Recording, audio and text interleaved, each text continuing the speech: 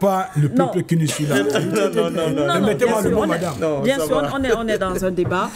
Nous allons vous retrouver, Monsieur Kelman et bien sûr Monsieur Nwamba. Le débat, c'est de votre côté à présent.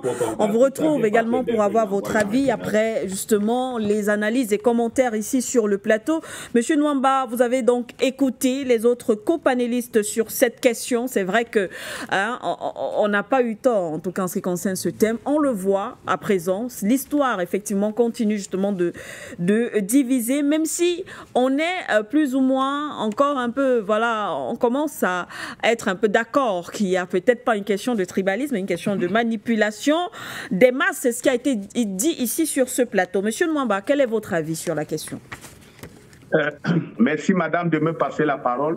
Sur cette question, effectivement, moi, je suis pour le fait qu'il y ait eu la manipulation des masses. Parce que je vis ici dans un contexte où j'ai avec moi au quotidien mes frères de la diaspora, c'est-à-dire ceux des Antilles et des Caraïbes. Ils vivent la même histoire. Il se trouve que quand le colon est arrivé, que ce soit chez nous ou chez eux, ils ont fait exprès de diviser tous les villages qu'il y avait là-bas et faire en sorte que les gens ne s'entendent pas. Puisque depuis l'arrivée des Allemands, depuis que Bismarck est entré, autant des Charles Atangana qui sont les précurseurs de la lutte nationaliste du Cameroun, on parlait déjà du fait que le sultan Njoya est responsable de la mort de Douala Mangabel.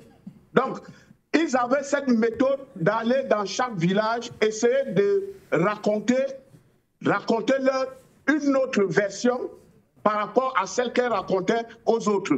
Et du coup, ça mettait toujours des peuples dans des conflits. Tout ça, c'est une politique pour diviser et continuer à régner. Et le régime en place aujourd'hui a reçu cela comme un legs de la colonisation. C'est-à-dire continuer à entretenir cette division, surtout à la veille des élections. Et vous allez bien constater que ces problèmes de tribalisme surgissent tout le temps quand nous sommes à la veille des élections. Et en 90, on parlait des problèmes anglo-bamileke. Aujourd'hui, là, on revient avec le problème de tribalisme. On attaque nos héros. J'ai été vraiment sidéré d'entendre le représentant du RDPC prétendre que l'UPC n'a rien fait au Cameroun. Et il commet même l'erreur de citer des faits qui étaient même avant les indépendances. Mais à cette époque, les qui luttaient, ce n'étaient pas nos nationalistes Oumiobe, NSWG et consorts qui étaient au front. Comment il peut dire de telles choses? Et ça, ce comportement est vraiment entretenu par le régime en place qui continue cette manipulation pour nous diviser. Et nous aussi, peuple camerounais, on a eu la malchance. Quand vous regardez notre territoire, depuis le temps des Allemands, on a entreposé des peuples qui n'avaient pratiquement rien de commun. Parce que moi, je ne vois pas vraiment, au plan culturel, ce que l'homme de l'Ouest ou l'homme du littoral a avec un Tika du Nord ou de l'extrême Nord. Culturellement, nous sommes différents. Et il se joue de tout cela pour nous mettre tout le temps en conflit. Nos frères de la diaspora, c'est la même chose. Chaque fois, quand ils ont des problèmes, on va soulever les gens d'une certaine région pour aller combattre les autres. C'est ce qu'on vit exactement au Cameroun. Nous au SDF, on a une solution. On a toujours prétendu qu'il fallait qu'il y ait le fédéralisme. Le fédéralisme, pour nous, est une vision qui va faire en sorte qu'on remette à chaque peuple une certaine autonomie de gestion, de pouvoir recenser eux-mêmes leurs besoins et élire les responsables qui peuvent gérer la cité. Et enfin, peut-être qu'on pourra transformer ces conflits multiples qui y a entre les peuples en quelque chose de positif, dans le sens que ça pourra peut-être créer la concurrence entre les régions ou les tribus, ainsi de suite. Donc ça, c'est un peu dans ce sens que si nous nous organisons, on peut faire en sorte qu'on atténue ce phénomène de tribalisme au Cameroun. Mais pour revenir à l'essentiel, comme vous dites, madame, franchement, ce sont des actes politiques qui ont commencé depuis le temps colonial jusqu'à nos jours où nous vivons. Les autres sont venus, par exemple les chrétiens et les musulmans, ils ont aussi utilisé ces méthodes pour diviser les peuples. Et jusqu'aujourd'hui, ça continue toujours. On ne peut pas s'entendre tant qu'on ne trouve pas un système qui pourra pallier et nous permettre de consacrer nos énergies, au lieu de nous entretuer entre nous, à mettre au service d'un développement. L'Afrique a plus de choses à régler aujourd'hui dans le Conseil des Nations que de voir ses enfants s'entretuer de part et d'autre. Ça ne fait pas bien. Ce qui se passe, par exemple, à l'est de la RDC, au nord Kivu, c'est toujours les mêmes problèmes. On monte un peuple contre un autre. Les gens s'entretuent et les colons viennent, ils exploitent nos biens, ils partent avec. C'est ce qui se passe. Donc, arrêtons ça, prenons conscience, essayons de mettre en place une stratégie en tant qu'Africains, en tant que Camerounais ou de la diaspora des Antilles ou Caraïbes, pour qu'enfin nous entendons pour promouvoir un type de développement propre à nous en fonction de nos cultures, nos réalités. Les Camerounais, les Africains n'ont plus besoin de s'entretuer entre eux au XXIe siècle. On a trop de choses à faire. Le monde évolue. Ailleurs, c'est vrai, il y a aussi des crises. En Asie, en Israël, avec les Palestiniens, en Ukraine, entre Poutine et les Russes. Donc, c'est toujours cette méthode-là. Le but est de faire cogner les têtes des gens, arracher nos biens, par tous les moyens. Voilà ce que moi je peux ajouter pour le moment. Merci à vous. Merci à vous, M. Nwamba. On reste de l'autre côté, hein, toujours avec... on poursuit le débat, cette fois-ci avec M. Kelman, qui nous a rejoint sur le plateau. Déjà, bienvenue. Monsieur, on poursuit avec vous. Il y a vraisemblablement, M. Kelman, une vérité qui n'est pas dite ou alors qui ne veut pas être révélée. Le problème, entre autres, c'est aussi, hein, comme on l'a dit ici sur ce plateau, c'est que nous sommes encore une néocolonie. Et d'ailleurs, certains estiment que le régime actuel se sert de l'histoire, du moins du tribalisme, entre autres, hein, pour manipuler les masses. Monsieur Kelman, pour vous, qu'est-ce qui explique aujourd'hui cette situation que nous vivons du côté du Cameroun?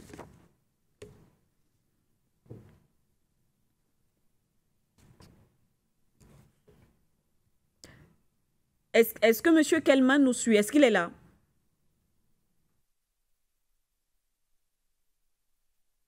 Pouvez-vous...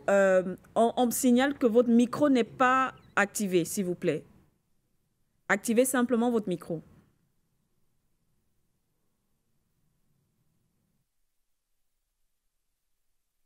D'accord. On va laisser le soin à la technique, hein, de discuter peut-être en off avec M. Kelman pour lui permettre de nous retrouver voilà, sur le plateau. Peut-être des petits réglages à faire. La réalisation, s'il vous plaît, occupez-vous de notre invité. Le temps pour nous de peut-être de relancer par rapport à ce qui a été dit. Monsieur Saliou, on va essayer d'équilibrer le plateau comme ça. Oui, allez-y. Le contexte sur ce plateau, et le contexte dans lequel se retrouve aujourd'hui la commission de la réécriture de l'histoire du Cameroun, c'est à cause de ça que les uns et les autres peuvent dire sur ce plateau que ça retarde toujours. Oui, ça doit retarder parce que... Non, je dis que ça retarde toujours parce que ça doit retarder. Parce que, comme je l'ai dit à l'entente de mes propos, l'histoire du Cameroun est tellement complexe. Les gens n'arrivent pas toujours à s'entendre. Je vous dis que la guerre de l'UPC naît du fait qu'elle a été battue aux élections et qu'elle s'est rendue compte que ses idées ne passaient pas et que c'est les idées des autres. Et les autres sont venus en force avec une majorité. Ils sont allés aux élections et ça a donné ce que ça a donné. André Marie Bida a été le président dans un premier temps. Bon, ou le Premier ministre. Vous comprenez? Et puis, qu'est-ce qui a suivi? Aïdje maintenant se rend compte qu'il peut avoir la majorité. Il a même dit, chuchoté André Marie Bida que bon, attention, j'ai la majorité. Démission, si tu ne le fais pas, nous allons aller aux élections. André Marie Bida, voyant cela, a préféré démissionner et laisser le champ libre Amadou Ahidjo. Voilà comment Amadou Ahidjo arrive au pouvoir. Les Français, je vais vous dire une chose, madame, n'attendaient même pas l'arrivée d'Ahidjo sur la scène politique. Parce que Ahidjo, ce syndicaliste, est arrivé avec la majorité, avec beaucoup de gens derrière. Il a même trébuché. L'histoire nous dit qu'il a trébuché même à Yaoundé. Parce que les musulmans de Yaoundé ne l'ont pas embrassé. Ils ont embrassé plutôt le côté d'Andé Marimbida. Mais malgré tout cela, il a eu le soutien à l'ouest, d'une partie, comment on l'appelle, les Bamoun de l'ouest. Et Ahidjo a gagné. Et Ahidjo devient président. Il dit, venez, mes frères, je sais, venez, on travaille ensemble. Les autres ont estimé que non, Ahidjo, qui n'avait qu'un BEPC, ne pouvait pas leur dire quoi que ce soit. Voilà là où naît la guerre de l'UPC. Et aujourd'hui, vous parlez d'un héritage. Vous parlez d'un héritage, mais de quel héritage parlez-vous? Monsieur Salim, vous remettez en Non, je ne remets pas en cause, mais c'est qu'aujourd'hui, il faut qu'on dise la vérité. Mais la vérité, c'est laquelle? Les historiens sont là. Ils doivent nous dire la vérité. Et d'ailleurs, même, je sais déjà que la commission mixte a rendu copie. Il faut que nous approprions de cela pour comprendre réellement ce qui s'est passé. Vous comprenez? À l'heure actuelle, moi je vais vous dire, je n'ai pas encore lu ce livre. Malgré qu'on dit que c'est dans le site en France, j'ai cherché, je n'ai vu nulle part. Vous comprenez? Mais je dis ceci, qu'il faut dire la vérité. Ne prenez pas un pan de l'histoire pour dire que, parce que c'est ça qui trouble aujourd'hui les Camerounais. Vous comprenez? Moi, par exemple, je vais vous dire, j'étais au camp Métaux. Au cours élémentaire 2, j'ai commencé à faire l'anglais. Vous comprenez? Mais d'autres, après notre année, bien des années après, 20 ans même, disent qu'ils ont commencé à faire l'anglais au CMD. Vous comprenez? D'autres même voient en 6e. Vous comprenez? Comprenons qu'aujourd'hui, nous devons dire la vérité aux gens.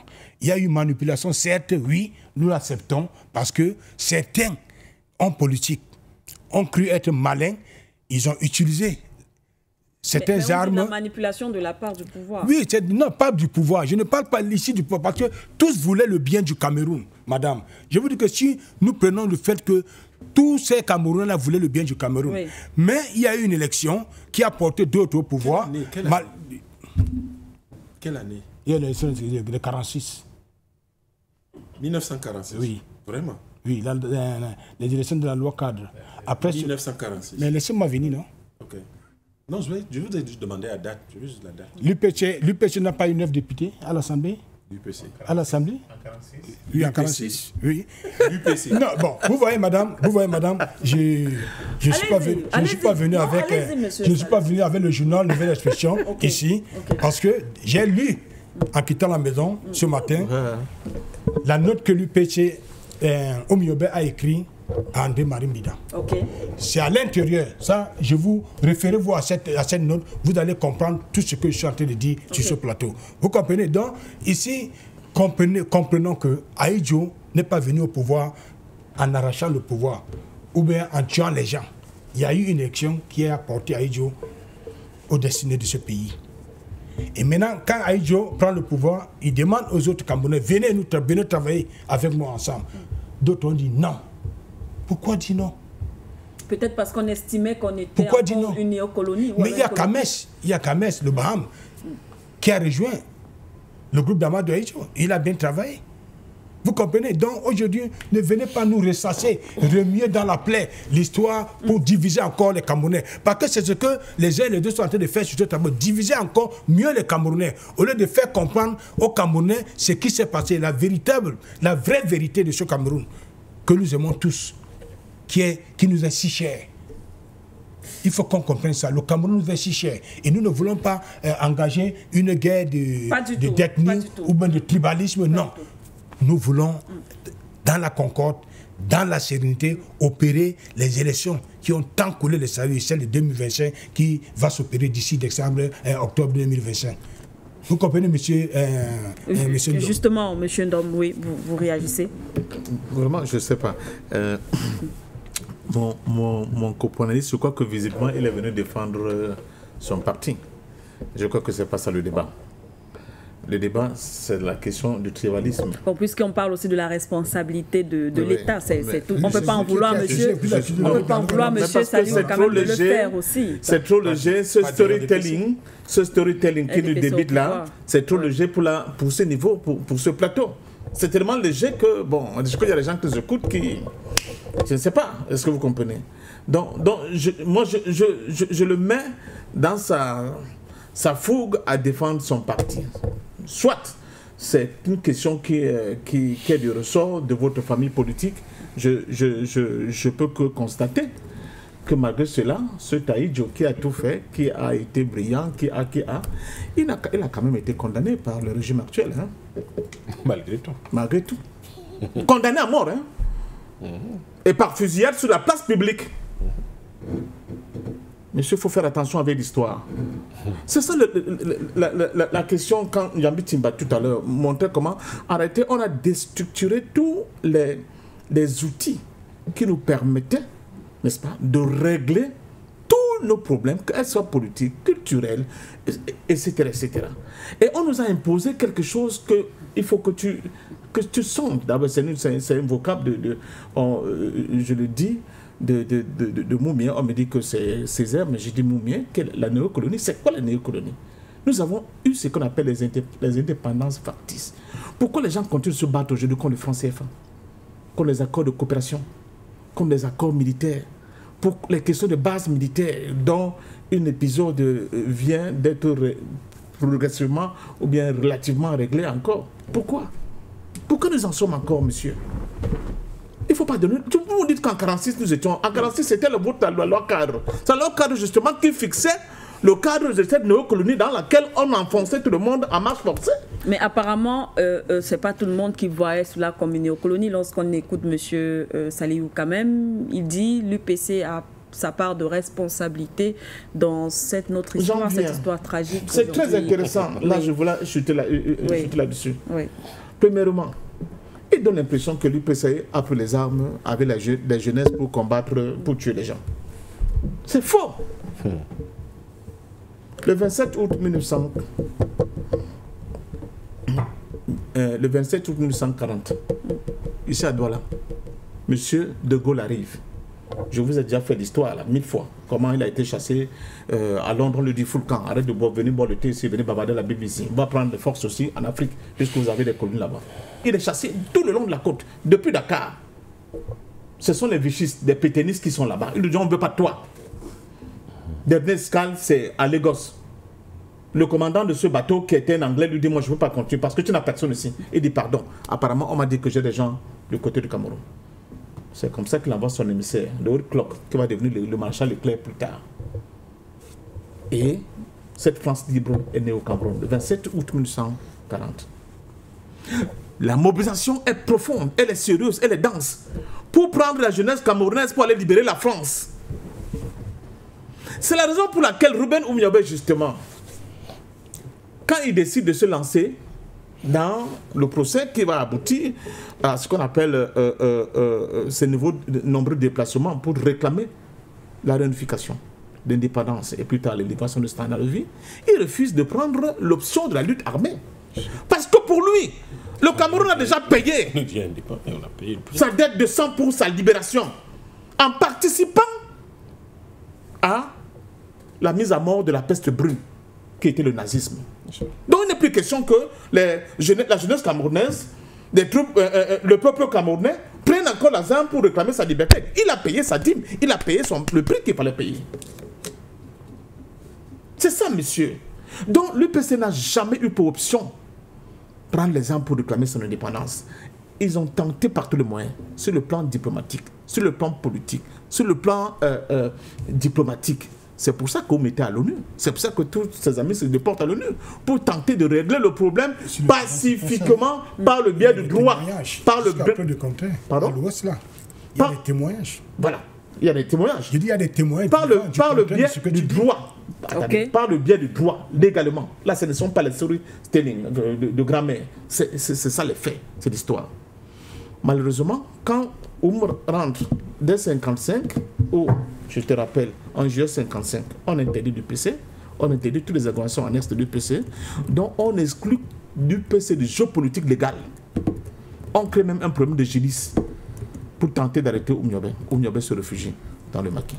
Donc l'UPC a été contraint, je dis bien contraint, à la lutte armée. Elle ne l'a pas fait comme un choix. Madame, elle était contrainte. Laissez-moi finir.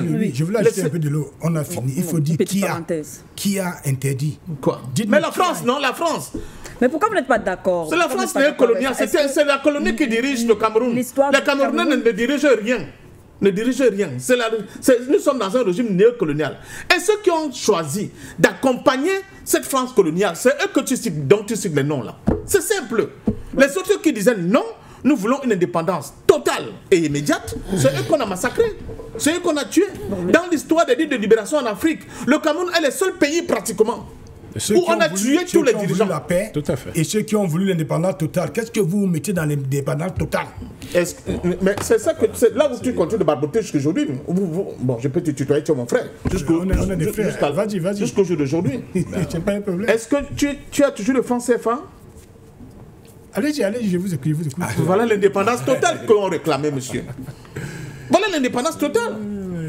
Jusqu'au jour d'aujourd'hui, nous continuons de barboter. Est-ce que ce pas des éléments importants quand même? Donc souvent... À cette époque-là, ce n'était pas important. Il y avait d'autres choses. Bon, donc, le tout n'est pas de dire qu'on défend Aïdjo. Vous connaissez l'histoire de Mahondé? Vous êtes de Garoua? Non. Bon. On n'aura pas le temps de débattre de tout ça ici parce que c'est tellement... Je connais cette histoire. Vous la connaissez, mais vous me dites en même temps que vous la connaissez pas et vous dites que vous la connaissez. Vous voyez comment c'est bizarre? Ce Mahondé a battu Aïdjo aux élections, monsieur. C'est bien. Faut la raconter. Il a battu Aïdjo aux élections. Les Français ont retourné la question comme ça pour passer Aïdjo devant. Vous dites qu'Aïdjo était quoi populaire? Qui le connaissait? Qui le connaissait? C'était un pion de la France, tout simplement. Il y a des choses sur lesquelles je ne voudrais pas qu'on revienne. Parce que la question, c'est le tribalisme. Et tout à l'heure, Yambi Timba l'a dit avec précision. Oui, on ne confond pas tribalisme et tribalité. Les tribalités, c'est que chacune de nos ethnies a... Bien sûr. Vous aimez votre ndolé, j'aime mon bongo chobi, et toi tu aimes par exemple la sauce avec les feuilles de baobab et le couscous. C'est ça le tribalité. Et c'est très bon. Et c'est très bon. C'est très bon, monsieur. Ça fait partie des richesses culinaires du Cameroun. Ça fait partie des richesses culinaires du Cameroun. Et j'ai l'habitude de le dire, le Cameroun a la plus belle cuisine du monde. Mais c'est ce que les autres ont fait. Mais c'est ça les tribalités. Vous avez vos modes de danse, et c'est ça nous avons aussi les nôtres, les autres ont les leurs, et c'est ça qui fait la richesse de ce pays, n'est-ce pas?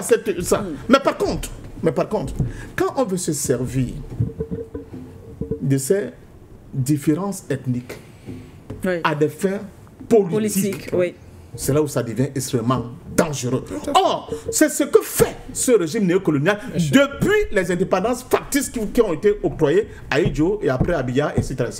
C'est ce que nous condamnons. Et nous disons que ce n'est pas bon du tout. Et il faut que ceux qui sont à Yaoundé, qui nous écoutent très bien, qui comprennent que le monde est en train de changer, il va très vite. On ne peut pas nous resservir les mêmes recettes qui ont failli créer complètement la destructuration de ce pays, malgré le fait que beaucoup ont eu à avaler plein de couleuvres. Donc, mon cher ami, quand nous parlons, alors vous avez cité Mbidarjo, et encore une seconde, c'est pour nos téléspectateurs. Le Mbida dont tu parles, et qui a été après chassé par toujours les Français, parce qu'il n'a pas accepté certaines choses, son célèbre discours de Boumbébel, où il traite complètement l'UPC et Oumniobé de criminels. C'est en réponse à ce discours que Oumniobé lui a écrit. Alors, mais je te dis une chose. Mbida s'est retrouvé à Conakry. Il était du côté de la loi. Attendez. Mbida s'est retrouvé à Conakry après qu'il a été éjecté par la France de son petit Stampontaine et s'est agenouillé devant les dirigeants de l'UPC pour leur demander pardon. Ils ont fini par signer un accord pour continuer la lutte contre le néocolonialisme. C'est ça aussi l'histoire. Merci. Donc je ne désespère pas que demain, quand tu aurais été au parfum de la réalité de notre histoire, que Yambi Timba et toi, vous donnez la main dans la main pour continuer la lutte contre le néocolonialisme et cette France-Afrique qui ne peut pas mourir chez nous. Merci une fois de plus. Sois tranquille, nous on va le défendre.